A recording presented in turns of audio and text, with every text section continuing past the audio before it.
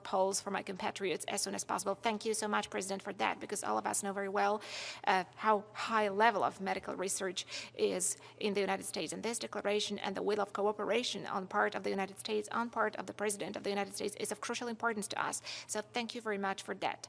But ladies and gentlemen, we also discussed the cooperation in the sphere of economy and military.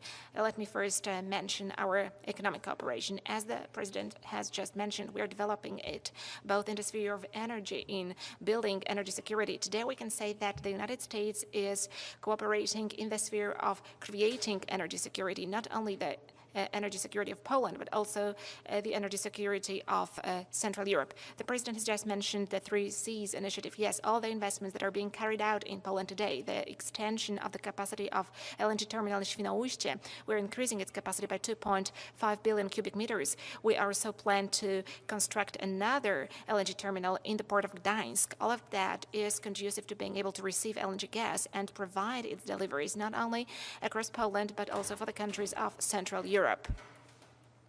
The vast majority of those countries of Central Europe are still dependent on Russia, and creating a true alternative, in other words, diversification of supplies, is of key importance for their security. Thank you, Mr. President, for this cooperation. I do believe that we're going to further develop it. Today we have got those supplies guaranteed until 2023, by the end of 2023, but I know that we are also going to enter into further contracts in this respect. Even more so that for sure our demand is going to increase. But, ladies and gentlemen, we also discussed conventional energy and nuclear energy cooperation. In the nearest future, an agreement will be signed between the governments of the United States of America and the Republic of Poland. And thanks to this agreement, we'll be able to start designing the large design of introducing conventional nuclear energy for the production of electricity in Poland. The entities which will participate in this project have already been selected, and the agreements are very advanced. On the Polish side, we have got Minister Piotr Naimski, who's in charge of those negotiations right now.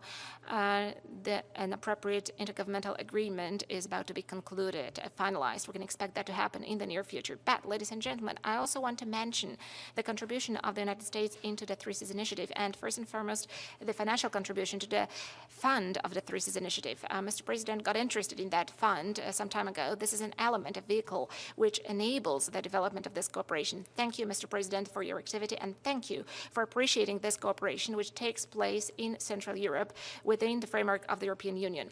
And the goal of this cooperation is to develop, to extend the infrastructure. Thank you for noticing the possibility of developing cooperation in the transatlantic zone between the countries of the European Union and the United States.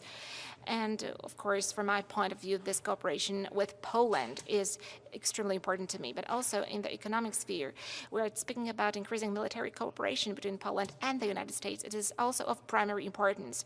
I have no doubts whatsoever that this cooperation will lead to the strengthening of security of the European Union, strengthening the security of the eastern flank of NATO, but also, and perhaps first and foremost, from my perspective, it will strengthen the security of Poland. And it will also lend additional financial credibility to Poland, investment credibility on part of American investors. 1 month ago, a global company, Microsoft, announced that they're going to invest $1 billion in Poland to establish a state-of-the-art data center. And today, officially, Google company published the information that is also going to invest in the center of modern technologies in Poland, including IT technologies. This is going to be an even greater investment than investment of Microsoft. So, Mr. President, I have no doubts whatsoever that these American investments and this additional investment impulse that the American companies are making right now results from a very efficient policy that we are conducting together, and which increases the sense of safety of our citizens in Poland, and it also increases the sense of safe investments in our country. Thank you so much for that, because that means the creation of new jobs in the state-of-the-art branch of industry, IT technologies. And I'm really pleased because in Poland we have got a large number of excellent young IT experts, also young IT engineers, and for sure we're able to come to terms with these very serious challenges. Also, as far as the intellectual capital is concerned, I'm sure that these investments are going to be beneficial for the United States, for the U.S. companies, and also for Poland through creating jobs, through acquiring new experiences by young people in the first place, by young engineers.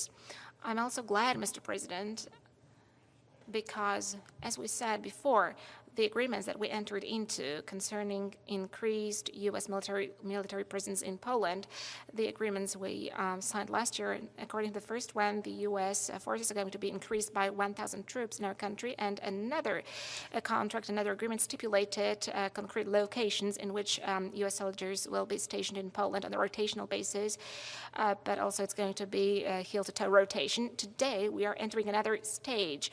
Namely, there is a possibility of further increase in American troops in our country. In recent days, I also talked to Secretary General of NATO. I talked to Mr. Jens Stoltenberg, and we agreed on one point. Especially as Europeans, we have no doubts whatsoever that if any part of the U.S. armed forces, which is the biggest armed forces in the world, was withdrawn from Europe, that would be very detrimental to European security. So in our belief, it is deeply justified to ensure that the U.S. troops are left in Europe. So, Mr. President, thank you so much for this meeting today. Thank you so much.